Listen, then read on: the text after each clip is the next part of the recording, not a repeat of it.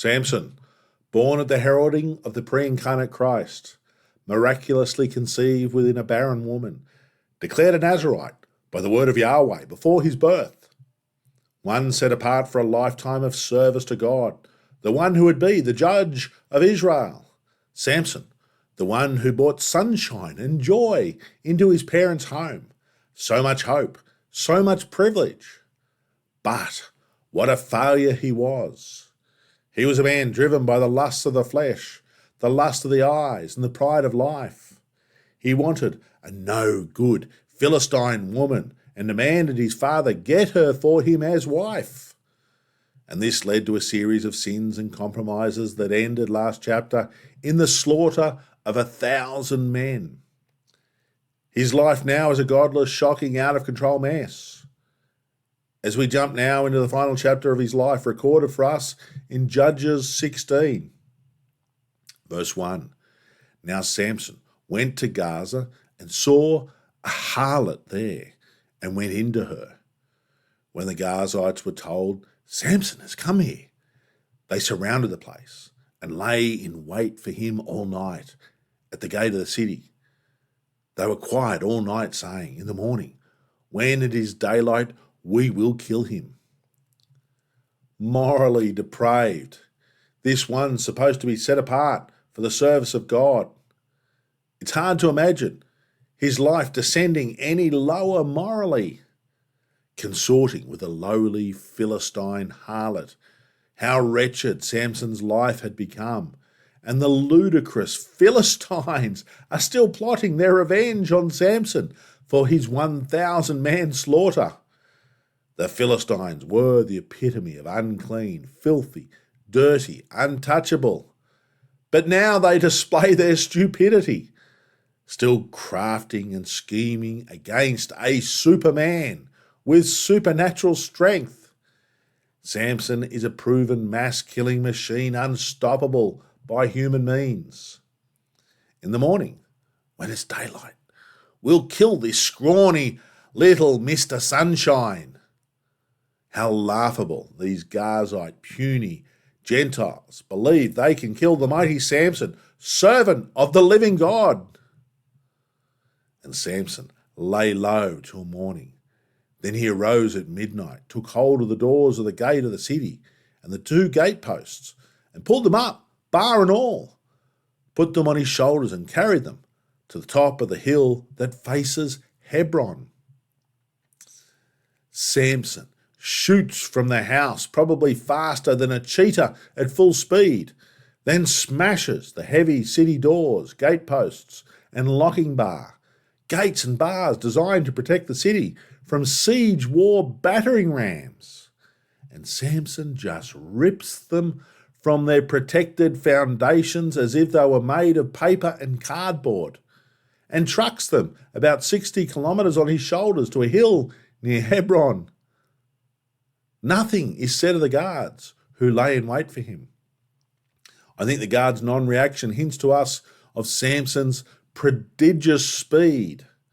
Within seconds, Samson was out of the house, ripped apart the city gates, and was bolting towards Hebron. Afterward it happened that he loved a woman in the city of Sorek, which means red wine, whose name was Delilah. And the lords of the Philistines came up to her and said to her, entice him and find out where his great strength lies, and by what means we may overpower him, that we may bind him to afflict him, and every one of us will give you 1,100 pieces of silver. Lustful Samson wasted his privileged life chasing after pretty and worldly women. Now he's in a de facto relationship with a Philistine woman named Delilah, who has a predilection for silver. Why bother with marriage? Samson now will take any pretty woman who turns his head. Women were simply objects to be used by Samson. And when any man treats women the way Samson is now treating women, he'll have little hope of finding a fulfilling, lasting, and balanced relationship. Samson loved a woman. But this is more to do with the lustful, obsessive province of love, rather than a healthy love. Samson had a burning, wanton desire to copulate with Delilah from the valley of red wine. In these verses, we find our strongest evidence that Samson was no giant but merely an average-sized man. They wanted to find out where his great strength came from. No one asked Goliath what the secret of his strength was. They had assumed with Samson some trick or magic or god or elixir or amulet energized this average-sized man. A fortune in silver was offered. So Delilah said to Samson, "Please tell me where your great strength lies, and with what you may be bound to afflict you." "Oh, yeah." And Samson said to her, "If they bind me with 7 fresh bowstrings, not yet dried, then I shall become weak and be like any other man." Delilah means delicate. What a delicate cup of duplicity she was. And what a fool Mr. Sunshine was. If only his parents could see him now, how ashamed they'd be if they knew how far their beloved son had descended. He no longer credited God for his gifting. He now simply saw himself as undefeatable, untouchable, immortal. Any relationship he thought he had was an illusion. The only woman who ever loved Samson was his mother. And he'd almost certainly taken that love for granted. He appeared to have no true friends. Why would anyone want a narcissist like Samson as a friend? What a weak man Samson really was. So the lords of the Philistines brought up to her 7 fresh bowstrings not yet dried, and she bound him with them. Now men were lying in wait, staying with her in the room, and she said, "The Philistines are upon you, Samson." But he broke the bowstrings as a strand of yarn breaks when it touches fire, so the secret of his strength was not known. I haven't heard any other preacher say this, but I think it seems most plausible that Samson was lulled into a deep sleep via his now nightly ritual of heavy drinking with Delilah, probably red wine, given the name of the place she lived. All pretense of his Nazirite vow now completely abandoned, and the secret of his strength no longer attributed to God by Samson. He was living the life of the lowest of the low Philistines. There was no one more unclean in the valley of Sorek, no one more morally detestable than Samson, living in the valley of red wine. Then Delilah said to Samson, "Look, you have mocked me and told me lies. Now please tell me what you may be bound with. Are you kidding?" So he said to her, "If they bind me securely with new ropes that have never been used, then I shall become weak and be like any other man." Sadly, this is the woman Samson thought he loved. How deluded Samson was.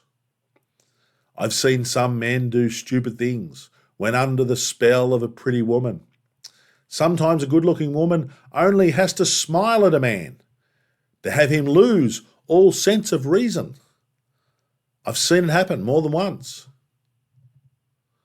Therefore, Delilah took new ropes and bound him with them and said to him, "The Philistines are upon you, Samson." And men were lying in wait, staying in the room.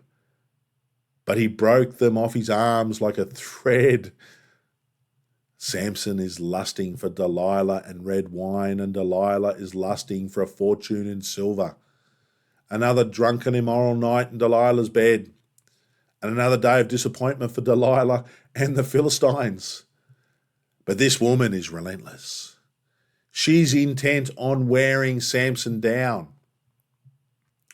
Delilah said to Samson, "Until now you have mocked me and told me lies. Tell me what you may be bound with." "Yeah, right." And he said to her, "If you weave the 7 locks of my head into the web of the loom," whatever that is. So she wove it tightly in the batten of the loom, and said to him, "The Philistines are upon you, Samson." But he awoke from his sleep and pulled out the batten and the web from the loom. as Samson begins to weaken in his resolve. He directs Delilah towards the last vestiges of his shipwrecked Nazirite vows, his lifelong uncut hair. And in doing so, Samson merely confirms he had no clue as to the source of his strength.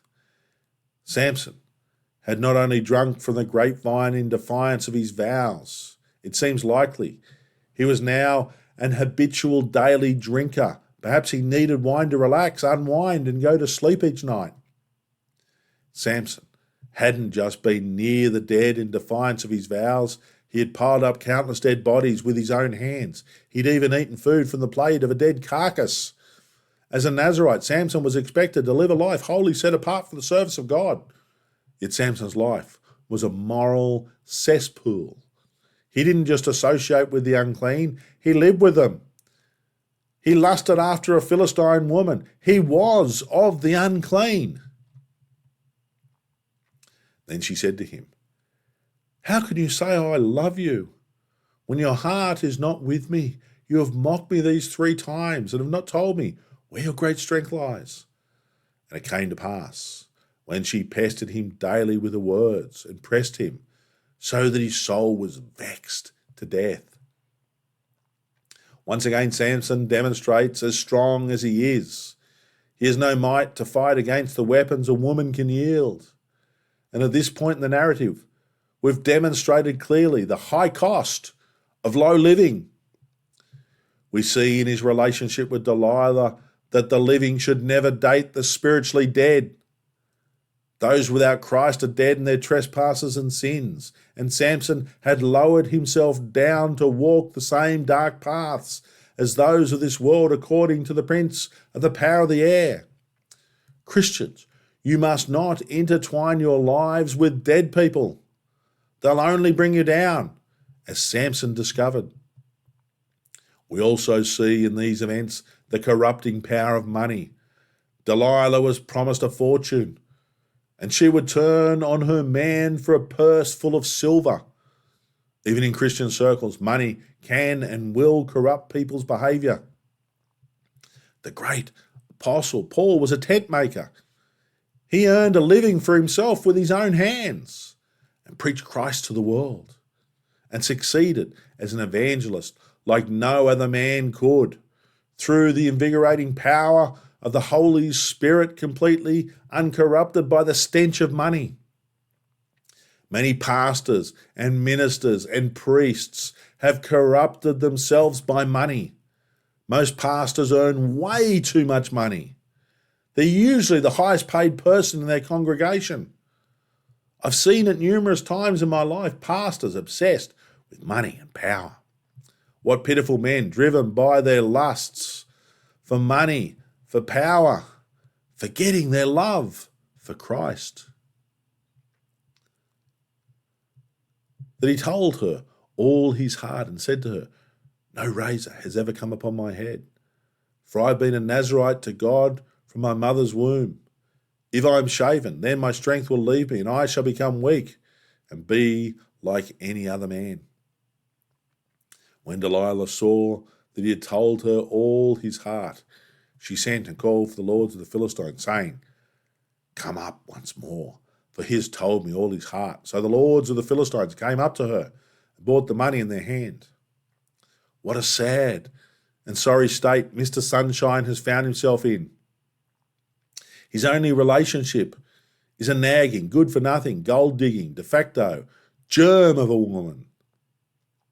Her beauty was only skin deep, but she was ugly all the way to her bones and marrow, truly ugly inside.